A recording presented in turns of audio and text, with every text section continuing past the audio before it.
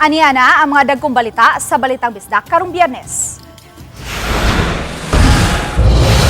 Pagpanuli sa riding in tandem suspect sa lalaking naglakaw sa kalsada, nahuli kam. Duha sa unom ka na missing ang mga langyaw nga nag-hike sa bukid sa Negros Oriental, nakita na. Pananom sa mga mag-uuma sa Mandaue City, hugot nga gi-monitor sa City Agriculture Office. Ug Lapu-Lapu City delegates nakasungkit og 29 ka gold medals sa Siviraad 2025. Kini ang GMA Regional TV Balitang Bisdak. Maayong hapon, ako si Luan Mirondina.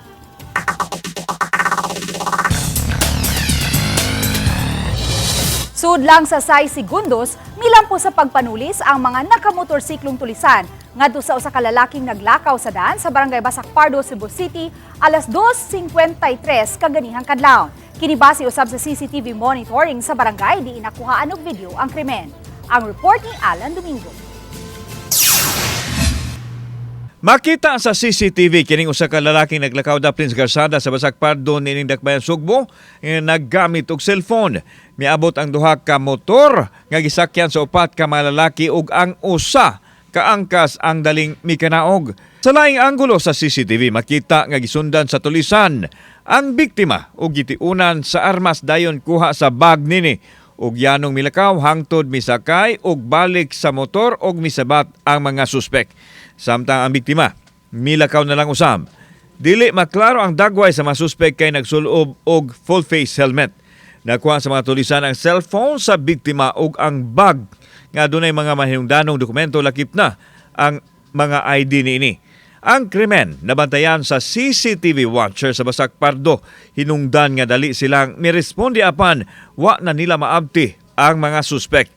Mato ni Kapitan Dave Tumulak nga gihimo ang krimen sulod lang sa 5 ngadto sa 6 segundos. Nabantayan sa tong CCTV operator. Motong giadto dito, awa na nakasibat na kay pila lang ka seconds. Among bana-bana pag-execute niya sa tulis naaras mga 5 to 6 seconds. Wa pa magpa-interview ang biktima apan matod sa kadugo nini nga gitawagan sa GMA Regional TV Balitang Bisdak. Nga gikan nagtrabaho ang biktima ug mopauli na unta kini. Giingong bag-o lang ka video call sa biktima ang ihang suod sa kinabuhi. Dihang nahitabo ang pagtulis kaniya. Sa pagkutlo nining balita, wa pa ma-report sa kapulisan ang nahitabo apan base sa video mihimo gilayon og aksyon ang Cebu City Police Office sa pagpangita sa mga suspitsado. Nagsugod na ang ato ang kapulisan og backtrack pamaagi sa mga peculiarities sa mao nga mga personalities nga nangawat ug pati sa mga vehicles nga ilang gigamit sa pagpangawat. Gitug-an ni Kapitan Tumulak nga natumbok na nila ang usa sa mga tulisan ug aduna kini record sa illegal nga drugas. Naanay siya sa listahan sa mga drug surrendery. Kining usa sa mga suspect nga maoy mitulis anay maong batan-on karon mo na gi-follow up ta og atong gihangyo og among gi-coordinate ang theft and robbery section sa Cebu City Police Office para pagpahigayon sa operation. Dinhi sa National Highway ni hunong ang duha ka motorsiklo nga gisakyan sa upat ka mga suspek. Din ang usa nila ang mikanaog ug migukod sa biktima dayon ilog sa bag niini din gisudlan sa iyahang mga mahinungdanong butang. Nasayran gikan sa kapitan sa barangay nga ubay-ubay na nga mga pagpanulis ang nahitabo sa dapit. Busa, miauhag sila sa kapulisan nga mabutangan kini og police outpost aron mapakgang ang ingon niini nga krimen. Samtang ipaniguro sa CCPO nga gihimo nila ang tanan aron masanta ang mahitabong krimen sa syudad. Diin usa nini ang Uplan Bulabog. Bantay ta sa atong palibot. Dili ta magpagawas og mga butang nga maka-attract sa ani nga mga kawatan. If possible, we always put our safety as a priority. Kauban si Clover Lumayag, ako si Alan Domingo. Balitang Bisdak. Mga motor nga mukalit lang og U-turn ug mag-change lane. Gipang-isyuhan og citation tickets sa reckless driving bisan kun sila ang nadasmagan. Ang maong mga insidente nahuli kam. Ang report ni Femari Dumabog. Sama na ning motorsiklo nga gasubay sa Rabaya intersection nga lahos-lahos ang pagpadagan paingon sa sulunong bahid. Nga kalit lang mi U-turn sa tunga sa daan bisan og apiki ang agianan. Sa iyang pag-U-turn wala tan-awa sa motorista kun wala bay laing sakyanan o motor nga nagpadung. Nga misangpot ni niyon sa pagkabangga sa nagpadung nga motorsiklo. Mihatod kini sa pagkalamba sa driver ug sa angka sa motorsiklo. Sa laing kuha sa monitoring sa Talisay City Command Center, kining motorsiklo nga hinay ang dagan nga nagsubay sa outermost lane sa Cebu South Coastal Road. Apan hinay-hinay kining mibalhin sa middle lane samtang naka-go signal. Misangpot na noon kini sa pagkasingki sa motorsiklo sa kilid sa truck nga gasubay ng daan sa middle lane. Natumba ang motor ug ang duha ka sakay niini. Diriyot sila nga malatay sa truck. May nalanga hinay ang dagan sa truck ug nakahunong dayon usab kini. Ang at fault ato is ang katong motor nga nikalit og U-turn. Oo. Siya may na-issuehan, sir. Yes, siya man isyuhan. Unya, na-hold pag yun ang iyang motor kay expired na ang rehistro. Makita na to sa CCTV o kinsa gyud ilang sad-an, unya makakita po ng atong investigator. So kung klaro kaayo sa camera, maugi ato ang isyuhan. Samtang sa lang aksidente sa Cebu South Coastal Road niadtong Miyerkules sa kadlawon, giklaro sa City Toda nga way laing kontra ang wing van nga mibangga sa Center Island. Sukwahi sa pasangil sa driver niini nga opat ngadto sa 5 ka motorsiklo ang nagukod kaniya ug usa sa mga sakay ang nakikilog matud pa sa manubela sa sakyanan nga niresulta sa disgrasya. Sa kuha sa CCTV Command Center, makita dinhi sa Oldug intersection nga naghaguros nga nag-ikis-ikis sa pagpadagan ang truck dayon bangga sa Center Island. Hinon ang truck gahapon sa kadlawon ang na-release na uban ng driver. Human nagkasettle ang representante sa DPWH ug sa trucking company. Na pull out ang maong truck niya na ng pagkatungang gabi kay nagpaabot pa man yatong usa ka heavy equipment nga mooy mualsa sa atubangan sa maong truck. Unya, ila tong pagkadalion ngadto sa Negros. Oban ni Godfrey Relien, Femari Dumabok. Balitang Bisdak. Nakita na ang duha sa unom ka mga foreign nationals nga namising taliwa sa ilang pag-hike sa Kalasangan sa lungsod sa Valencia sa lalawigan sa Negros Oriental. Anang report ni Mark Reggie Abella. Sa hulagway nga gihatag ni Kapitan Christian Sela sa Barangay Malabo, nakita na ang duha sa unom ka mga foreign national nga unang gikatahong nahanaw. Nakita ang duha ka langyaw sa mga sakop sa Malabo Rescue Team sa bukirang dapit sa barangay. Sa pagkakaron, midulhog na ang Malabo Rescue Team uban ang duha ka foreign national. Samtang, nagpadayon pang ubang grupo sa mga rescuer aron makita ang lain pang upat ka mga foreign national. Tulog sa namising nga mga langyaw German national, usa-usab ang Russian, usa ka Canadian ug usa ka British national. Labing edaran ang nag-edad og 67 anyos, samtang 38 anyos usab ang labing bata. Matod sa Negros Oriental Police Provincial Office, ang unom nagsugod pagsaka sa bukid niadtong Miyerkules pasado 8 sa buntag, apan wala na sila makabalik hangtod nga gipahigayon ang rescue operation. Tuyo unta nilang bisitahon ng Twin Lake Balinsa Sayaw gikan sa Sitio Luwas sa Barangay Malabo, Valencia, Negros Oriental. Musubay ang mga hikers sa Bagang Kalasangan nga otlanan sa lungsod sa Valencia, Sibulan ug San Jose sa Negros Oriental aron maabot ang Balinsa Sayaw Twin Lakes. Apan tungod sa daotang panahon, posible na tanggong ang unom ka mga foreigners. Wala ibutyag sa kapulisan kung aduna ba sila tour guide. Subay sa mapa, natumbok na ang himutangan sa mga missing foreigners. Matod sa mga rescuer, samdan ang mga foreign nationals. Gawa sa mga rescuer nga gikan sa nakalaing-laing buhatan sa kagamahanan sa lungsod sa Valencia, miabag usab ang Parish Emergency Rescue Unit volunteer sa maong lungsod. Miabag usab ang Sibulan Rescue 613 sa pagpangita sa nahanaw nga mga langyaw. We are in coordination with Valencia, sir, para at least na they can track down kung sino yung pumupunta dun sa trail or sa area of incident, sir. Kauban si Clarence Gabutin, Mark Reggie Abella. Balitang Bisdak. Subay sa mong balita, gidana sa Rural Health Unit sa lungsod sa Valencia sa lalawigan sa Negros Oriental ang duha ka mga langyaw nga na-rescue sa mga sakop sa Malabo Rescue Team. Karon lang yung hapon, gihiling ang ilang kahimtang sa mga medical staff sa RHU. Sa video, makita nga nakahimo ra sila pagbarog ug paglingkod. Walay pamahayag nga giluwatan ang Valencia Rural Health Unit kabahin sa duha. Nagdumili usab pagluwat og pamahayag ang duha ka mga langyaw sa nahitabo kanila. Kini ang GMA Regional TV Balitang Bisdak.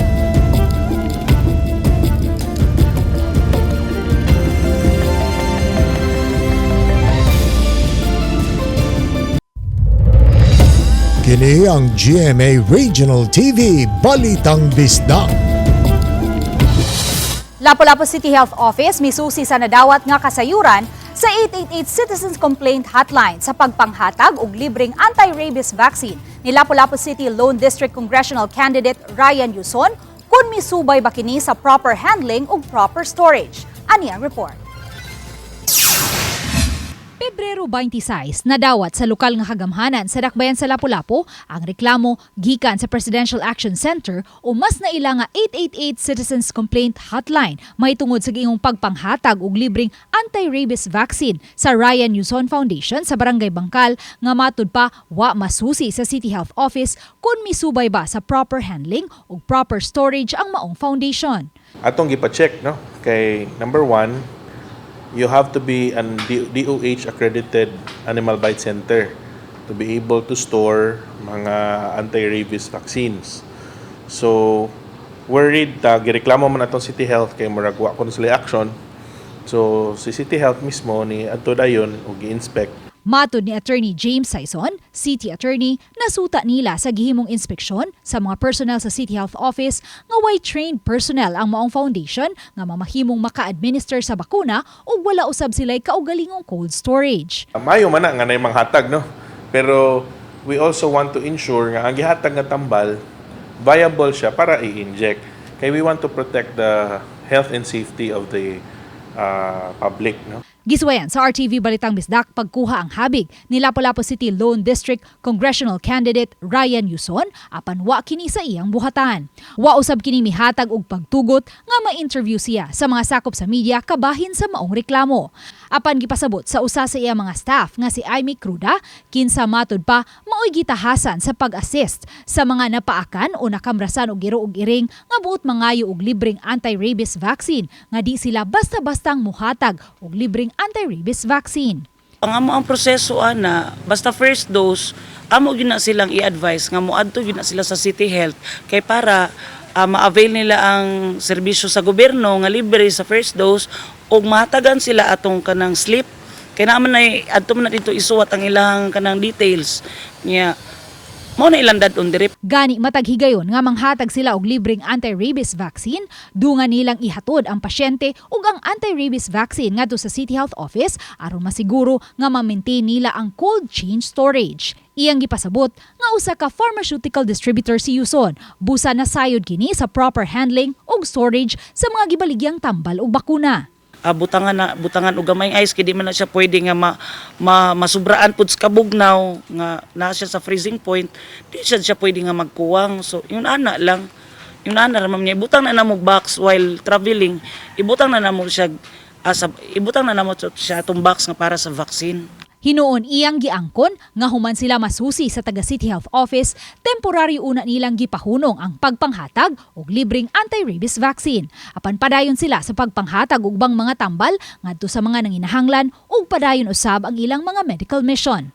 Sa kasamtangan, ang first dose lang sa anti-rabies vaccine ang libre nga ihatag sa Lapu-Lapu City Health Office. Apan kun ang pasyente nalakip sa Category 3, kun kadto mga pasyente kansang pinaakan sa iro ug iring, anaa sa ilang ulo, tudlo ug tiil, o baka namatay ang iro ug iring nga nakapaak, ug active nga member sa PhilHealth, libre ang tanang upat ka dose. Si Yuson ang kaatbang ni Lapu-Lapu City Mayor Junard Ahong Chan sa piniliay karong Mayo alang sa pagkakongresista sa Lapu-Lapu City Lone District. Apan mato di sa ison, igo lang nilang giaksyonan ang reklamo nga ilang nadawat o wa kini bulok politika. When we received the complaint yesterday, what may nagunahon na about politika. No? Nagunahon na may na-complaint, among aksyonan, kaya we want to ensure the safety of the punganons. No, kung naabay kapasikaran ang kanang reklamo. Uban ni Marlon Melgazo, Luan Merondina, Balitang Bisdak. Nasikop sa mga sakop sa National Bureau of Investigation kun NBI ang usa ka Cebu-based vlogger. Human pa sa nginling mipakatap ug sayop nga kasayuran sa social media may tungod sa presidente sa nasod.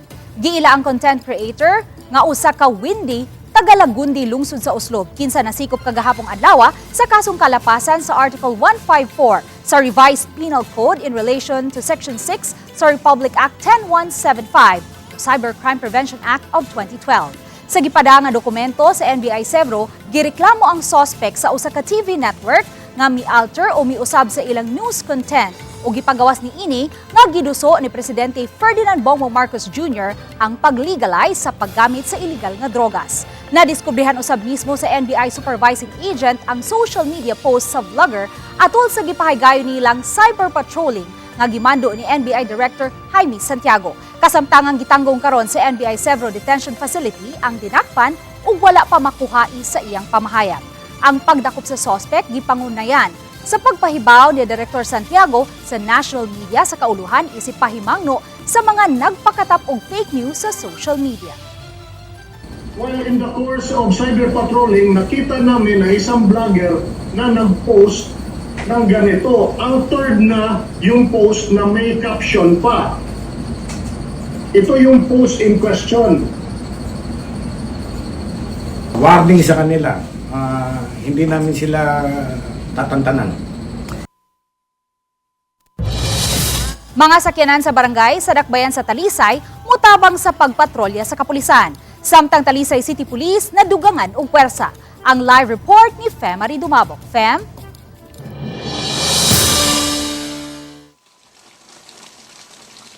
May gawa sa nagpadayang pagpatrolya sa mga pulis sa Talisay City, si Lieutenant Colonel Myla Maramag, ang officer in charge, ang nihangyo sa mga barangay kapitan nga aduna sila itagana nga mga barangay tanod og ilahang barangay vehicle alang sa enhanced security visibility nga programa kini nga pagatawgong Blinkers On.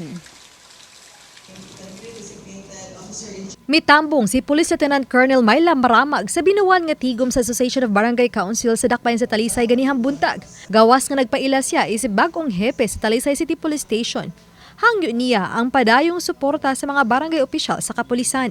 Usa na niini ang pinaagi sa pagtabang sa ilang programa nga Enhanced Police Visibility. Sama na lang sa gitawag niya nga Blinkers On nga programa. We have identified manggod through our crime clock a certain time nga diha lang nga hitabo ang atong mga usual nga crimes. Patrol car, any cars or any vehicle nga na blinkers, and during that time mura siya deterrent ba. During that time ano siya, blinkers on. Akong tawag ana kay murag kuan kanang blinkers on. Giuyunan raw sab kini sa 22 ka mga kapitan. Lakip na niini ang pagpakonektar sa mga kuha sa CCTV sa mga barangay ngadto na sa Talisay City Police Command Center. Kami mga barangay kuan gid mi, support mi sa mga request ni attorney kay dako man kayo tong tabang para sa interior portion. Dili gyud na namo ikawang ma'am. Willing ra jud mi nga mo connect sa CCTV sa barangay sa ngadto sa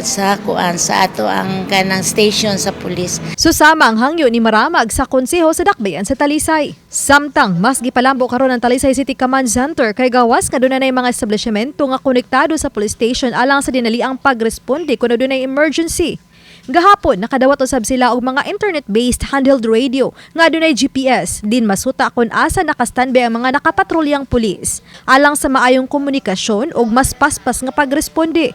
Niadtong Miyerkules usab gitugyan sa kagamhanan sa Dakbayan sa Talisay ang kapin sa 3 milyones pesos nga balor sa mga ekipo nga gamitonon sa 23 ka mga SWAT team sa Talisay City. Samtang ganihang buntag, dugang puwersa sa kapulisan sa Dakbayan sa Talisay nga gikan sa 2nd Provincial Mobile Force Company ang gidestino sa syudad. Sa miaging simana, duha ka team sa Regional Mobile Force Battalion ang gipadaw sab sa Dakbayan sa Talisay aron muabag sa pagpaygayon sa COMELEC checkpoint og mga anti-criminalities operation. Mas dali ang atong communication from here diri tapos makamonitor man nila, as you can see real time ang ilang movement makita nato. It would really boost the morale of our personnel and also enhance their capabilities. As part ni sa kay RD nga program nga Enhanced Police Presence. So bahala na ang Talisay paggamit aning ilang ato ang mga police additional force nila to prevent crime.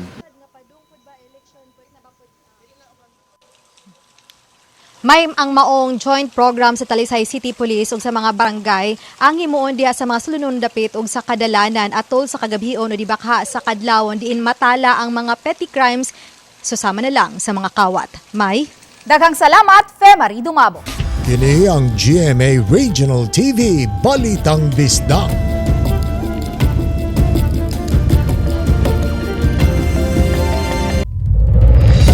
Kini ang GMA Regional TV Balitang Bisdak. Moabot sa 5 ka mga tao ang nadakpan sa sunod-sunod nga operasyon kontra drogas nga gilusad sa mga sakop sa National Bureau of Investigation. Usa sa nadakpan, usa ka foreign national nga gingong namaligya og drogas. Ang report ni Nico Sereno. Tulo ka sunod-sunod nga operasyon kontra drogas ang gilusad sa NBI Cebu District Office. Sa unang operasyon, Biyernes sa miaging simana, girumbo ang gitumbok nga drug den sa barangay Dulho Fatima, Cebu City. Nakasibat ang target sa operasyon apan habilin ang buntis niya nga live-in partner ug laing duha ka mga lalaki nga gingong nigamit sa drug den. Apan pasakaan gihapon og kaso ang target. Gingong mo charge pa sila og tag 50 pesos kun mogamit sa suyupanan. Aside dun sa drug den inside his house, mayroon pa siyang improvised drug den mga 10 meters away from his house. A small hut wherein some of the drug users going inside, tapos nagsisabo. Gamit kami camera, ba camera mo gamit dito na lang ko pero wala di dito drug din ang mo to sir. Ingon nga drug din nanindami wala. Samtang sa laing operasyon ni atong Miyerkules sa Basak San Nicolas, Cebu City, nadakpan ang usa ka 54 anyos nga foreign national nga gingong nalambigit sa pagpamaligya og drogas. Bitbit sa NBI ang search warrant nga gi-issue sa korte gawas pa sa pagpahigayon daan og buy-bust operation sa maong langyaw.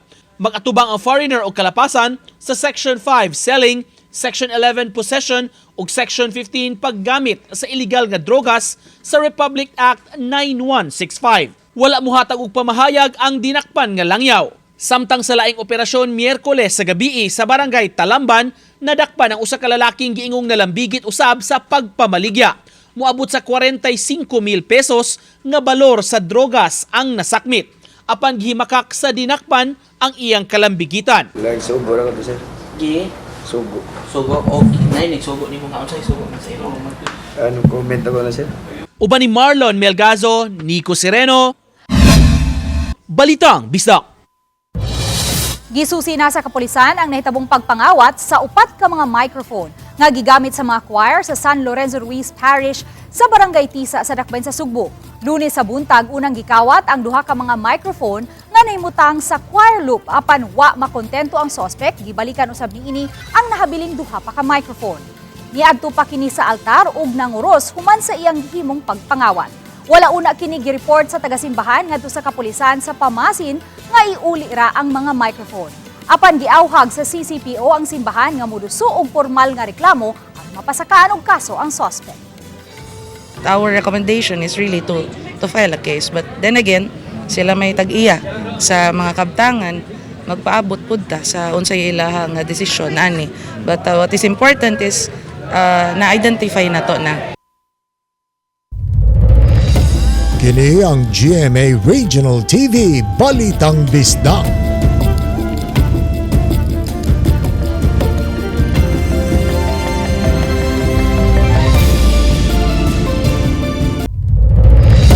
Kini ang GMA Regional TV Balitang Bisdak.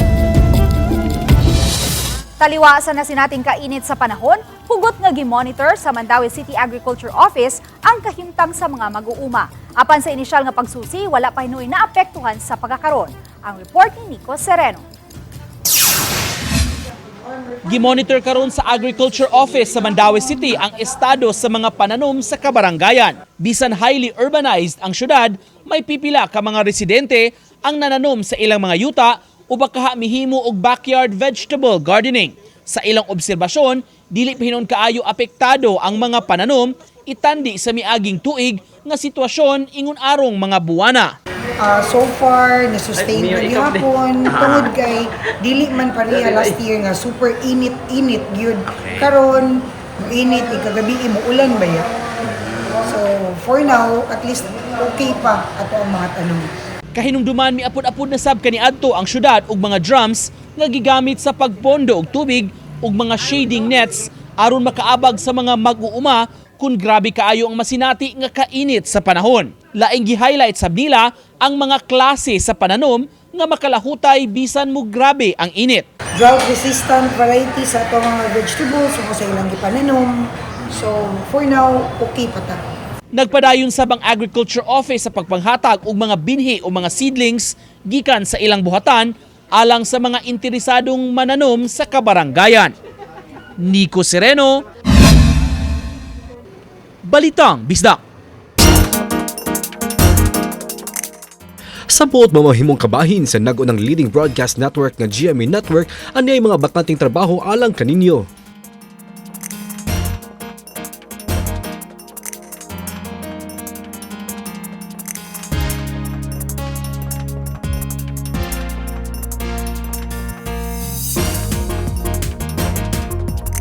Sa mga interesadong aplikante, mamahimo bisita sa careers.gmanetwork.com alang sa dugang detalye.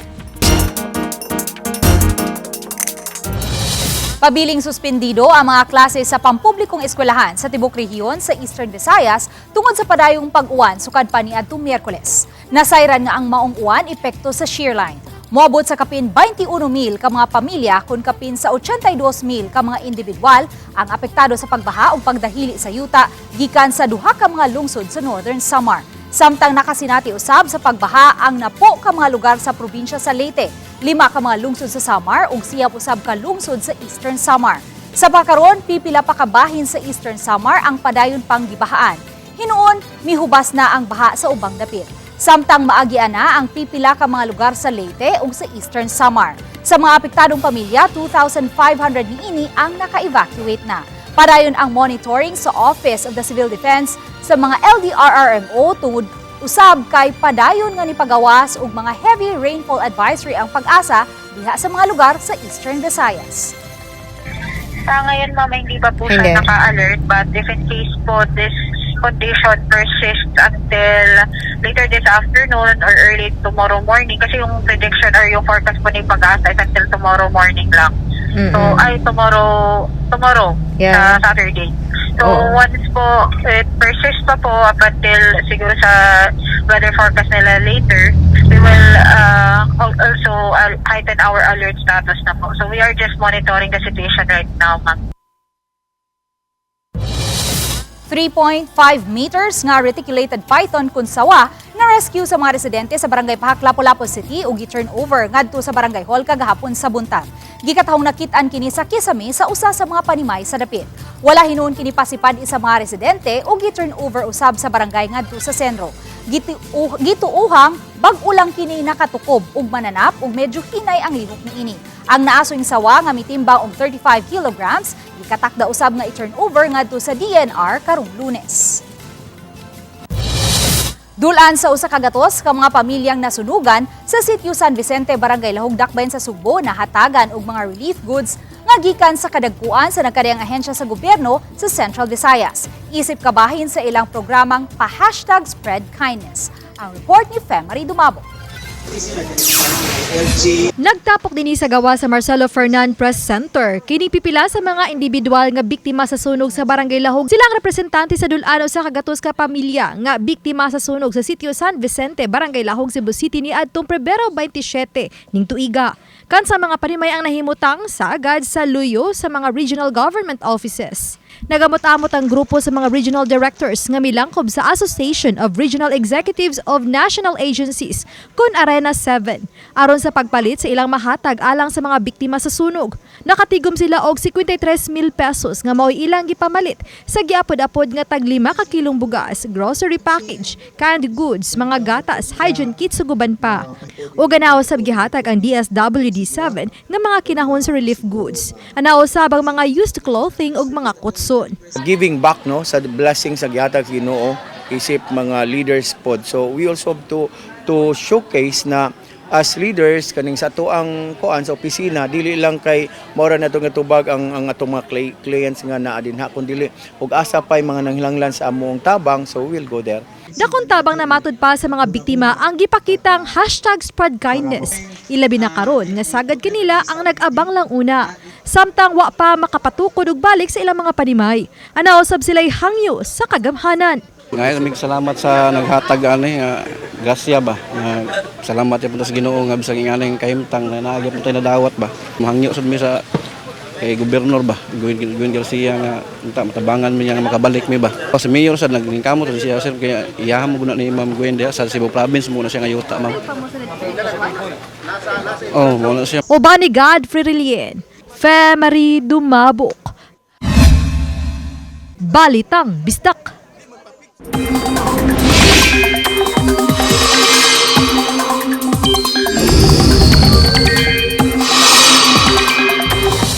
Walay bagyo o daotang panahon ang nabantayan apan aduna gihapoy kahigayunan nga uwanon ang pipila ka bahin sa nasod tungod sa tulo ka weather systems. Mao kini ang shear line, amihan ug easterlies. Subay sa rainfall forecast sa Metro Weather, uwanon ang pipila ka bahin sa Eastern ug Central Visayas, lakip na ang Cebu, Bohol, Samar ug Leyte provinces. Kusog ang pagbundak sa uwan nga posibleng mohatod gihapon sa mga pagbaha ug pagdahili sa yuta. Posible usab nga uwanon ang nahabiling bahin sa nasod.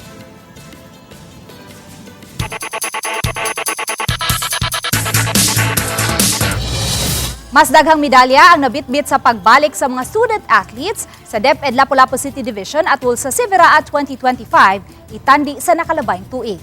Niadtong tuig 2024, 20 ang nalangkat nilang mga gold medals. Apan karong tuiga, misaka na kini ngadto sa 29. Labing daghang gold nga nalangkat ang mga student athletes sa Arnis nga miabot sa 16. Unom sa dance sports, duha sa chess, duha sa billiards, usa sa archery, usa sa long jump ug usa sa triple jump. Samtang sa labing unang higayon, may mga student athletes na usab with special needs nga napada ang DepEd Lapu-Lapu City Division alang sa special games di nakakuha sila og usa ka silver ug upat ka bronze medals. Gipahibaw ni Lapu-Lapu City Schools Division Superintendent Dr. Marilyn Andales nga mas dako ang financial incentive sa mga student athletes sa Lapu-Lapu City nga nakalangkat og medalya karong tuiga. Karon, 7,000 pesos na ang kaniadto nga 5,000 pesos sa matag gold medal, samtang 5,000 pesos na usab ang matag silver medal gikan sa 3,000 pesos kaniadto.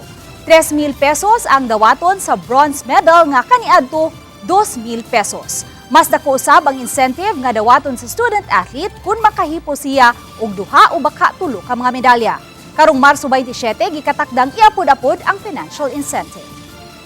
We're happy with the performance of our athletes. At least nag-increase ang number of gold medals. Gawa sa kuan competition, although mo na atong first, pero ang ato is ang learning experience sa bata may mas importante. Nga pwede siya makihalubilo sa uban nga mga tao. Ma-develop niya ang uban pa nga mga life skills.